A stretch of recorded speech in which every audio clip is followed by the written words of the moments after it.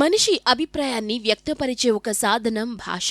భూమిపై ఉన్న సకల జీవరాశుల్లో మానవుడు ఒక్కడే తన భావాల్ని వాగ్రూపంలో వ్యక్తం చేయగలుగుతాడు. మనిషి తన మనసులోని అభిప్రాయాల్ని, భావాల్ని బహిర్గతం చెయ్యడానికి ముఖావయవయంతో చేసే అర్థవంతమైన ధ్వనుల సముదాయమే భాష. శిశువుకు తొలి విజ్ఞానాన్ని ఇచ్చేది, మనసులోని భావాలకు, అభిప్రాయాల వ్యక్తీకరణకు రూపం ఇచ్చేది, సభ్యతా సంస్కారాలపైన, చరిత్ర సంస్కృతుల మీద గౌరవభావం పెంచేది మాతృభాష. ఇది జన్మతహా వచ్చే మాధ్యమం. మాతృభాషను రక్షించుకోవడానికి 1999లో యునెస్కో ఫిబ్రవరి 21ని అంతర్జాతీయ మాతృభాషా దినోత్సవంగా ప్రకటించింది. ప్రపంచవ్యాప్తంగా వేల స్థానిక భాషలున్న కొన్ని వందల భాషలకే విద్యా వ్యవస్థలో చోటు దక్కింది. మాతృభాషా దినోత్సవంగా ఫిబ్రవరి 21ని ఎంచుకోవడానికి ప్రధాన కారణం బంగ్లాదేశ్. దేశ విభజన తరువాత బంగ్లాదేశ్ను తూర్పు పాకిస్తాన్గా పిలిచేవారు. వారి మాతృభాష బెంగాలీ. కాని వారి భాషకు తగిన గుర్తింపు లేదు. అందుకే తమ భాషకు గుర్తింపు ఇవ్వాలని అక్కడి ప్రజలు ఉద్యమించారు. ఆ ఉద్యమం 1952 నుంచి 4 ఏళ్లపాటు సాగింది. విద్యార్థులు, అధ్యాపకులు, ఉపాధ్యాయులు, ఉద్యోగులంతా దీనిలో పాల్గొన్నారు. ఉద్యమాన్ని అణచివేసేందుకు పాక్ ప్రభుత్వం మేధావుల్ని, అధ్యాపకులను జైళ్లలో వేసింది. ఫిబ్రవరి 21న పోలీసులతో కాల్పులు జరిపించింది. మాతృభాష కోసం మొదలుపెట్టిన ఆ ఉద్యమంలో నెత్తురు ఏరులై పారింది. మాతృభాష పరిరక్షణ కోసం 4 యువకులు అసువులు బాశారు. చివరికి దిగొచ్చిన పాక్ ప్రభుత్వం 1956లో బెంగాలీ, ఉర్దూ భాషలను అధికార భాషలుగా చేసింది. అయితే బంగ్లాదేశ్ అభ్యర్థన మేరకు యునెస్కో ఆ రోజునే మాతృభాషా దినోత్సవంగా జరిపేందుకు సిద్ధమైంది. ఈ ప్రతిపాదనకు భారత్, పాక్ సహా 28 దేశాలు మద్దతిచ్చాయి. బంగ్లాదేశ్లో జరిగిన సంఘటనను పురస్కరించుకుని యునెస్కో ఫిబ్రవరి 21వ తేదీని అంతర్జాతీయ మాతృభాషా దినోత్సవంగా ప్రకటించింది.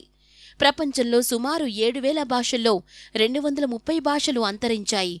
ఇంకా 3,000 భాషలు అంతరించే దశలో ఉన్నాయని యునెస్కో వెల్లడించింది.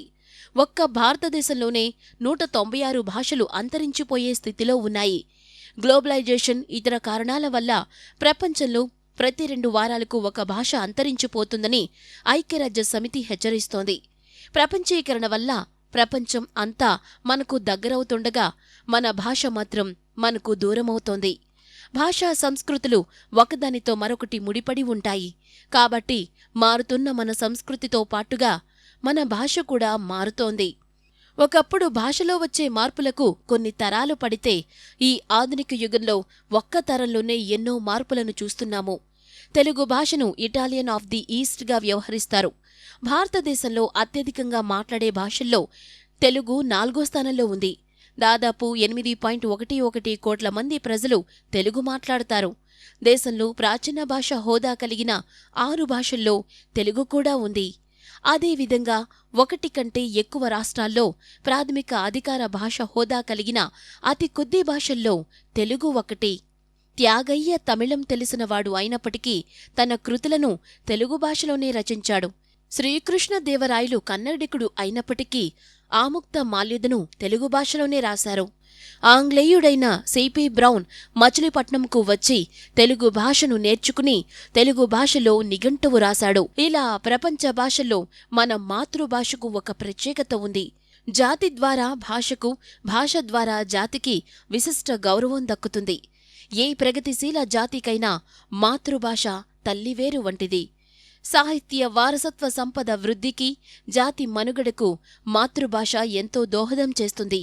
మాతృభాష అనేది అమ్మ పాలంత మధురమైనది, పవిత్రమైనది. కాబట్టి ప్రతి మనిషి తన మాతృభాషను నేర్చుకోవాలి అని విశ్వకవి రవీంద్రనాథ్ ఠాగూర్ అంటారు. కాబట్టి అటువంటి మాతృభాషను అపురూపంగా చూసుకోవాల్సిన ఆవశ్యకత ఎంతైనా ఉంది. ప్రపంచంతో అనుసంధానం కోసం ఇంగ్లీష్ భాష నేర్చుకోవటం తప్పనిసరి అయినప్పటికీ మాతృభాషను పరిరక్షించుకోవటం ప్రతి పౌరుడి యొక్క ప్రధాన కర్తవ్యం కావాలి.